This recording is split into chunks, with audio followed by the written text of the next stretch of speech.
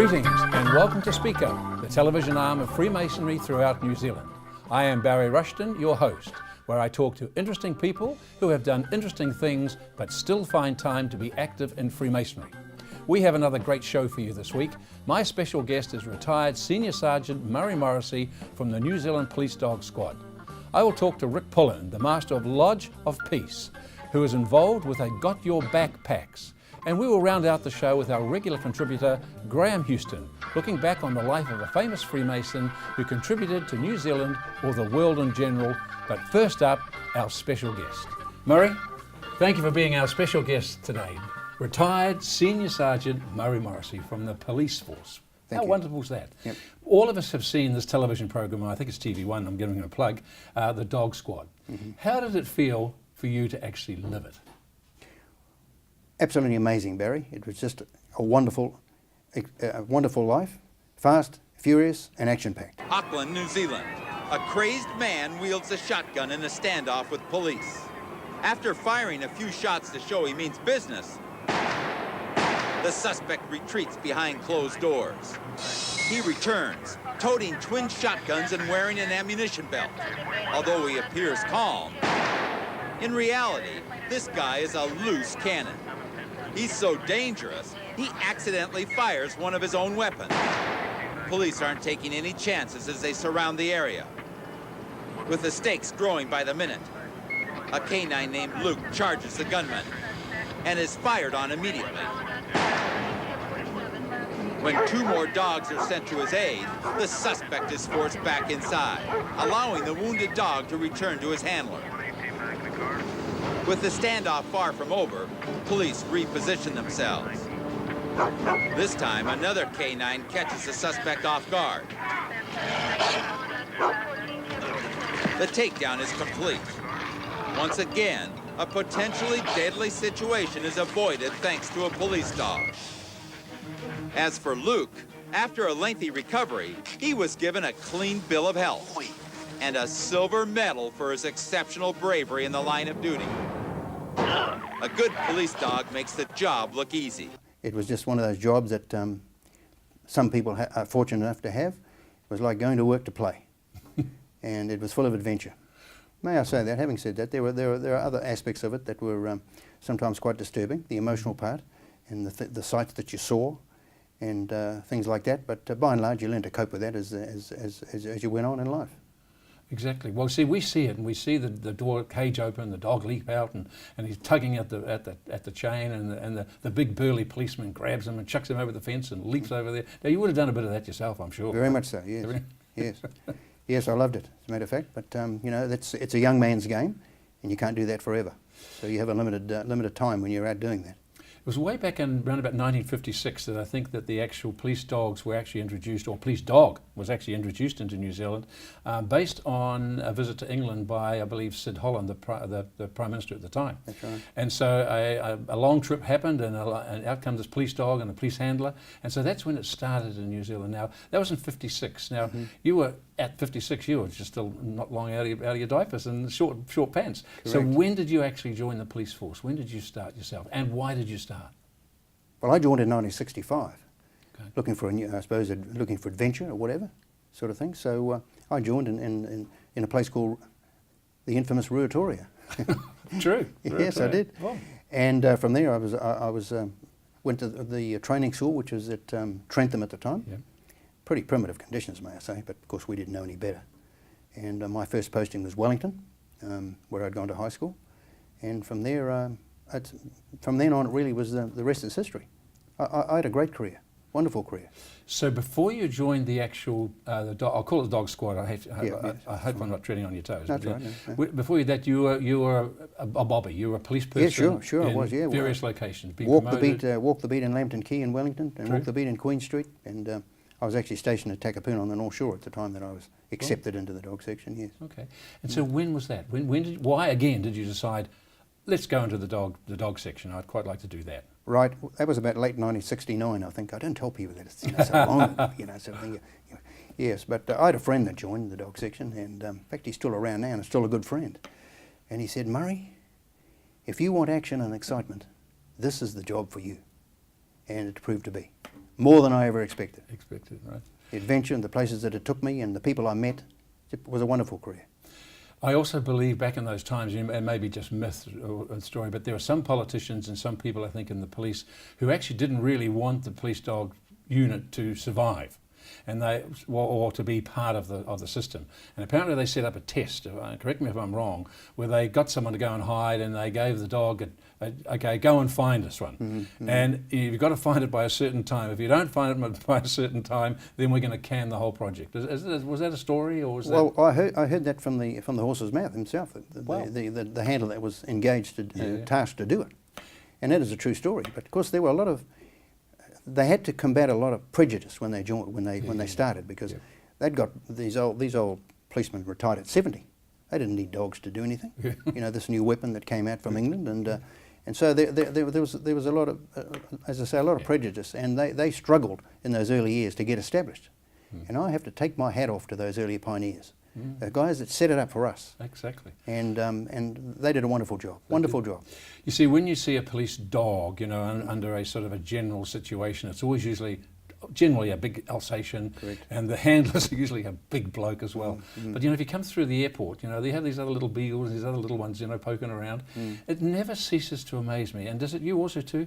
The stupidity of some people who actually tick on a form that they've got no food, but the dog comes along, plonks itself down next to them and finds a half-eaten apple or a plate of processed meat. I mean, does it stagger you? It does really. They must think the law enforcement or the border patrol in New Zealand are stupid. Don't forget. You know, look, the message they get there. Look, if you offend, we'll catch you, and we see that, and they do a great job. All those law enforcement dogs, the drug dogs, the explosive dogs, the firearms dogs. They've got dogs now that find money.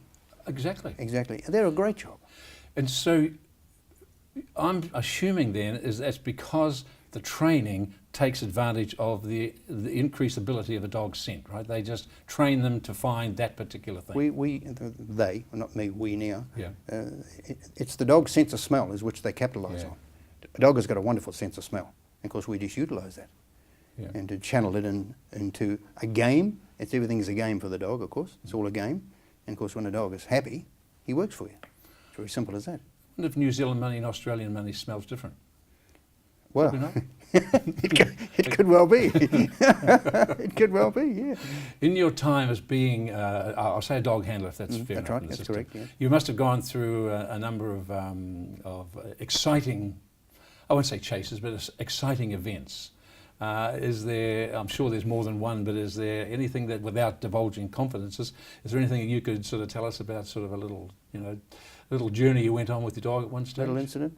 Little incident, well, that's the word. yeah, incident. Well, of course there were many, and sort of one leads into the other. And of course, people used to say to me, "Now, Murray, when you finish, you have to write a book about this. You see, all your experiences, and bring all the information from the chaps all around, those wonderful guys that are out there working, and women, I should say, as well, and put it all down on paper. But sort of one story almost like leads into the next, and they follow a similar pattern. But as a young guy, you know, adventure.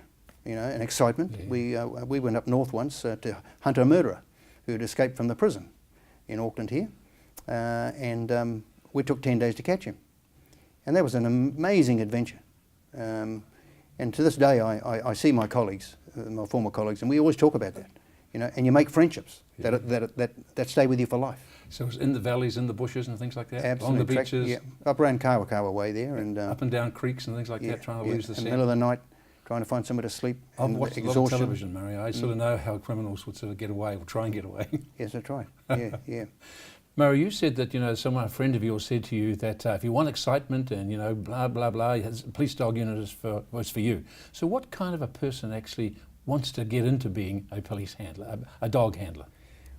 Well, I would say that I guess they come by a favourable impression of us, and that's an interesting comment. And they see what the handlers do, and they say, look, I want to do that. I want to be like these guys. And they come to you, and you know, if they're lucky enough, they get accepted. But let me tell you, Barry, the Auckland Police Dog section is the hardest section in the New Zealand Police to get into. Wow.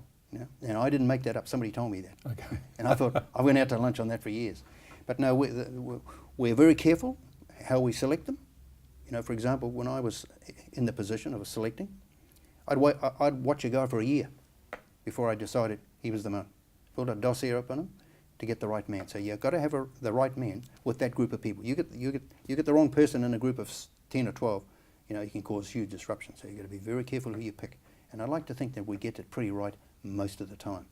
Now they're doing a great job, those men and women out there, Barry.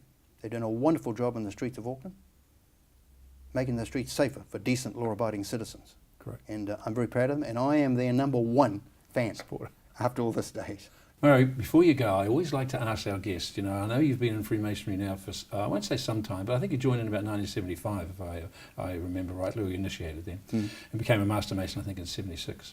So by that stage, you were still quite young. I mean, you're still quite young, of course, even now. What can I say? But so what led you into Freemasonry? Was it part of your colleagues in the police? Was it someone outside? Was it just a general interest in what you thought it might be about?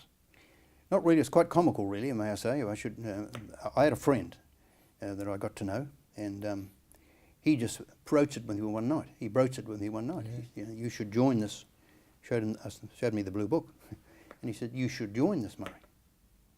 And I said, oh, is that right? Okay. And I didn't think much more of it. And I mentioned it to my father-in-law, who had been in Freemasonry. And he said, Murray, if you join, I'll buy you a suit. And I thought, anything for a suit, anything for a suit. Everyone wasn't like that. Of course, the poor lovely chappie died before that happened. But from there I went, and then, of course, once you started the process of joining, you realised that there are other people that you knew were in it. Yeah. And all of a sudden, they were encouraging you to do so. And I thought, well, if these guys are in it, these people are in it, sorry, not guys, these people are in it, it's good enough for them, it's good enough for me. And they were really fine, upstanding citizens. Yeah. And I thought, well, if it's good enough for them, it's good enough for me. Terrific. So you've had a distinguished career in the police force, and you are enjoying a distinguished career, I say career, or a situation within Freemasonry. So you've had long enough to actually allow the thinking about what the values and what the meaning of Freemasonry is. There's something sticks in your mind of, gee, I'm glad I joined Freemason because. Well, there are many things, Barry, what Freemasonry does for you. Yeah. I suppose you could say, well, what do I do for Freemasonry, I suppose. Yeah, it teaches you a lot of things, and it just evolves what it teaches you. You can't really sort of plot it down as life goes on. You look back and say, now what has it done for me? Well, of course, it's made me a better person than I was. When I was running around with that police dog, and I was lucky. I had an exceptional police dog. Wow. And maybe there's some people watching this program going to say, what a big noter. But no, he was an exceptional dog. And I used to sort of walk around like a cock rooster, thinking I was Mr. Superman, sort of thing. Freemasonry brought me down to earth and said, now hold on a minute, sonny, Wow. it's not like that. And many things, the values, the benevolence, the camaraderie. And I enjoy that. I enjoy the ceremony, and so forth. Yeah. It doesn't suit everybody, some people have different things that suit them in Freemasonry, but those are all things that suit me. And they sit with me very well. When you lost your dog, obviously the dog dies. Did you get another one after that, or was that the end of your career in Freemason in the police force then? No. What happens? The process, and it doesn't always work this way, but it's planned to try and work this way. When your dog is starting to show his age, and that's around about 8 years old, they haven't got a long career. 5 or 6 years when you're getting the best out of your dog. Yep. Then you think ahead. Okay, now do I want to stay? Then you look for a replacement. Another one. And the idea is you get a young pup, from our magnificent training centre in Wellington, and you bring it through. And by the time the old fellow's ready to call it a day, this fellow's ready. Well, not necessarily ready to go, but he's half trained anyway. Yeah. Now that's the perfect scenario. It doesn't always work that way, but that's how it mostly works. And so, did you do that? Yes, I did. I was lucky. Well, I had a couple of failures before that, but, unfortunately, but they didn't get very far. But I finally got the one that I wanted, and he worked. And gosh, we had him up and trained in 8 weeks. Wow. That was exceptional, really. Not me, but the people that were training me. Right. And he was a dog that fitted the mould. He was meant to be a police dog. Yeah. And he was easy to train. German Shepherds are easy to train. They're a great dog. because They're a you know, great looking they're born dog. to be police dogs. They smell though, Murray. No, they don't. No, They do. if you wash them every week, Is it's this no true? problem. Oh, I You know see? everyone I've had. Yeah, sort of thing. Murray, thank you for being a great guest. I could talk more about the police dog, but it's just great having. We're out of time today, but thanks for being a guest today. I really appreciate it. Okay, thank you very much, Barry. Coming up is our next guest, Rick Pulley.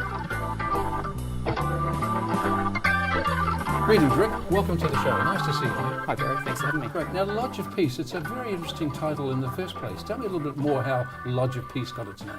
Okay, so the Lodge of Peace was formed at the end of the Second World War, so the name lends itself. Yeah, of course. It's a time of peace, and it was formed by a group of businessmen, lawyers and accountants here in downtown Auckland. And it's had back then about 40 odd members, and it's stayed about that same size ever since. Yeah, it seems like a great little lodge. You meet in the largest lodge room here in Auckland, which is in 181 Kaiba Pass Road. And I know that every lodge has a special feel about them, and it seems like your lodge is a very friendly sort of atmosphere, not only in the ritual and not only in the actual meetings you have, but outside of the lodge rooms. I mean, that would be a fair comment, wouldn't it? Oh, it is. It is a fair comment. It's something we work on. So we have a nice balance between what we do in the lodge room, Yep. and then socially we like to get together. So we'll come out to my place. We'll live out in the country. We'll do a nice barbecue and do a bit of claybird shooting. Last year we all went fishing together and didn't catch many fish, but we raised a lot of money for charity through that. Great. And this year we're going to fish again, and we'll have a special dinner for all the guys who are or have been masters of the lodge. We'll get together for a really nice dinner with our wives. And the younger guys, we're doing yum cha in a couple of weeks. So Great. yeah, it's very social. Fantastic. The name, as you led up to at the beginning, the Lodge of Peace, it has that ring about it. Now, every lodge has members from different walks of life, but I think your lodge has had a couple of members that really fall under that umbrella of peace. I'm talking mainly about the men of the cloth that you've had as members of the lodge. Tell me a bit about those two. Sure. So we've had two really special brothers in our lodge. The most recent that we should probably talk about is Reverend John Reimer, who was the Anglican Dean of Auckland.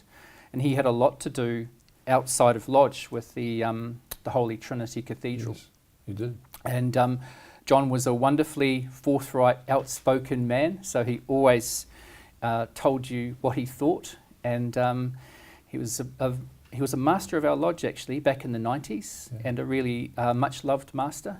And contributed a lot to the discussion about the place of Freemasonry for people who are of faith and attend churches. Excellent. Because it's well known, I think, or may not be well known, that amongst the Freemasonry there is no topic of religion or politics, but you actually do have to have faith, a faith, to be a part of a Freemason. That's right. You have to have a supreme being who you've acknowledged. And sort of complementing John's role in our lodge further back in the 40s, probably about our third master actually, was Reverend Everell Orr, who was a Methodist minister. He had a lot to do with the Methodist mission up in Upper Queen Street. And he led by example more than anything, so didn't have to have the discussion. It was more what he did and how he did it. Great. Sort of debunks that sort of whole mysticism that, Freemasonry and religion are sort of like this. Now, I know it might be sort of bent towards the Catholicism over the years, but most of that's all gone. I mean, with understanding comes appreciation for sure, right? Oh, it is. And John Reimer wrote and published many papers on that. Yeah, he had a very frank discourse about it. And by the time he sort of came out of the chair and moved on, he pointed out that only about 4 or 5% of the population were attending church, and so he made the point, that there isn't a lot in the argument. So sure. Yeah.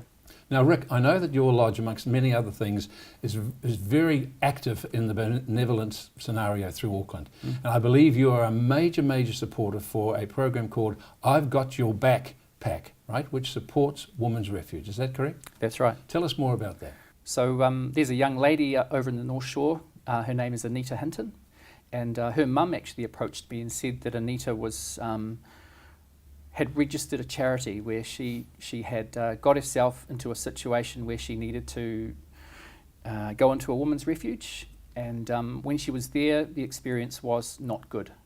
She was bereft of everything that she needed for her and her little daughter. And much later on in her life, when she was on her feet again, she determined that she was going to provide for other women who ended up in the refuge as well. So she did that, and her mum asked if we might be in a position to help. And I took it to the lodge, and the guys in the lodge were right into it. They absolutely wanted to help, so they all contributed. And by the time we gave Anita some funds, she had already distributed about $93,000 worth of bags to women's refuges, and these bags contained everything that a woman or a little kid might need. Immediately, right? Immediately, yeah, and right. when they've got to leave home and go to the refuge quickly. And we thought she was just amazing, so the guys got right behind her. We went to some of the other lodges in the district, and we had some contributions from the other lodges, and were able to give her quite a decent sum of money. And from that, we've developed an ongoing relationship with her. So this year, we'll be looking to raise some more money, go out to the district and ask the other lodges if they'll contribute. And I think we'll probably be able to help her again. Great. It is a bit of a sad indictment that actually it's needed, but it is needed. And I know the figures are not flash when we come to hear about abuse, family abuse at homes, and people are plucked immediately from their environment and have to be taken, 2 o'clock in the morning, 1 o'clock in the morning, whenever. And so, as you say, they leave with absolutely nothing. Oh, they do. And Anita pointed out that we were the first men's organisation to recognise her, and the first men's organisation that had actually taken steps to help her. And for her, that was really significant because of exactly what you're talking about. Good on you, mate. Well, I wish you and the Lodge much success in doing that and continuing with that. If anybody would like to know a little bit about the Lodge of Peace, then I'm sure that they could contact you or contact through the Grand Lodge, Lodge of Peace. And I'm sure that you'd welcome people asking about whether they could even contribute to that cause would be great, even if they didn't want to be part of the Lodge. Oh, they'd be very welcome. Great. Welcome. Thank you for coming, my friend. Pleasure. It's been great to see you. Thank you. Thank you. Coming up next is our regular contributor, Graham Houston. Graham Houston. Hello, Graham. Hello, Barry. Now, I know you've got someone from New Zealand that you want to speak about today, right? He's a Kiwi bloke, right? Yes. He was also a Prime Minister, ex-Prime Minister, and he was also the Grand Master. Yes. Who are we talking about? We're talking about Sir Keith Jacker Sir Keith Holyoake. Holyoake, yes. Prime Minister of New Zealand for 4 successive terms from 1960 to 1972. Still a record. Even before he became Prime Minister, he was the first officially designated Deputy Prime Minister of New Zealand. We never used to have one of those. That's right. Designated there. Now, Keith Holyoake was a consensus sort of a leader. He avoided dissension, which was very much unlike his successor, Rob Muldoon, who seemed to thrive on it at that Quite stage. so. So he stood for Parliament from Motueka, first time with the Reform Party. Got into Parliament, but then lost his seat. Now, an interesting factor at the time, because he made such an impression, was Michael Joseph Savage was alleged to have said at the time, Holyoake was a good lad. He'll get back into Parliament one day and he'll lead his party. And after they've learnt from us, they will be a better party, which was a sort of a bit of a backhand compliment to Keith Holyoake at that stage. He wasn't in Parliament, but the party wanted him. And when the retirement of the MP Ransom from Pahiatua was announced, they nominated him for the Pahiatua seat.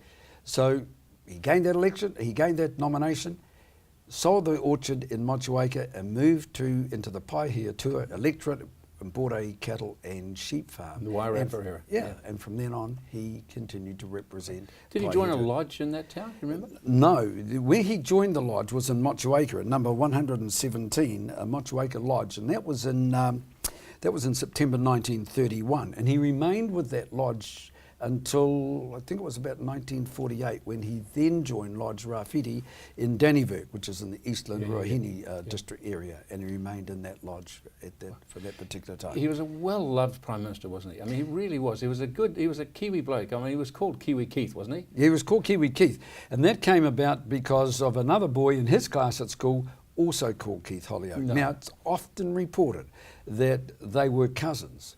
The other boy, Keith Holyoake, was an Australian, and our Keith Holyoake was called Kiwi to differentiate the two, but they were no relation actually at all, and that name stuck with him forever. Incredible to have two names the same in a class that at that time of, you know, In a small place. in a small place. Exactly. And so it was good. So that name stayed with him for a long time. As you said, he came from humble beginnings. His formal education finished when he was 12, and His mother homeschooled him, right? She did? I believe so. Yeah, she did. And I believe he felt that quite a lot throughout his career, that his formal education didn't go any further. But it meant that he never forgot those. He was very involved with agricultural industry, agricultural association, agriculture union, because he was a farmer. He was a man from the land. And he was responsible for, or part of the council that set up in London in 1946, the International Federation of Agriculture Producers. He was instrumental with the council that set up the Federated Farmers in New Zealand, so he really was a man of the land. I wonder if it was his time in England where he got that plummy sort of thing. He did have a bit of a plum in his voice. He certainly did. It sort of sounded like it, didn't it? And that was almost a contradiction from those humble backgrounds and the man of the common people sort of touch. But I understand from talking with different relations that his brother told him after he lost the seat back in Motueka there, that Keith, if you want to go further in Parliament, you need a deeper voice. And he did develop a deep voice. And apparently he used to practice for hours speaking with a deeper voice. But I don't know whether as a result of doing that, the sort of plumminess came with it, or whether he actually practiced that as well. So he had that throughout the rest of his career. I don't think a lot of New Zealanders know also too that he was, I think, the only living New Zealander that got the Order of the Garter, right? That was where he was you only the had the first. Queen, Prince of Wales, and 24 other living people, and he was one of them at the time. He was one of those. Yeah. Always insisted that his phone number was listed with everybody else's in the phone directory. Yep. He only lived a few hundred yards away from Parliament, and it is reported, and I think it was in one of the biographies of him, that he was once contacted by a person who said that they had lost their luggage at the Wellington railway station. Now, he left home and went down and helped them look for the luggage. Which is incredible. It's incredible for a the Prime good Minister. Kiwi bloke. A good Kiwi When bloke. was he Grand Master? Can you remember? 1979. He was the Grand Patron and the past Grand Master in 1979. Then Rob Muldoon appointed him Governor General. Now, that was the first time that a person in Parliament was being appointed as the Governor General. It was against the convention. It raised eyebrows here. It raised eyebrows, I believe, in the UK as well, because when it was announced, he left Parliament, took up the role, but it was only a 3-year term, not a 5-year term. So the term to expire was coincided with the election coming up then. So he served in that capacity. So he got a doctorate degrees awarded to him from Victoria and Seoul University, knighthoods, and he was just a New Zealander starting from humble beginning, making good and doing good. What a great choice for tonight, mate. Thank you. Keith Holyoake, a great bloke. See you next week with another great New Zealander, I hope, okay? Thank you, Thank you, Graham. Well, that's our show for tonight. Thank you for tuning in. A thank you to our special guest this evening. If you'd like to know more about Freemasonry, then feel free to go to the Grand Lodge website, which is freemasonsnz.org, or call the telephone number in Wellington on the screen. They'll be glad to help. So until I see you again, have a great week.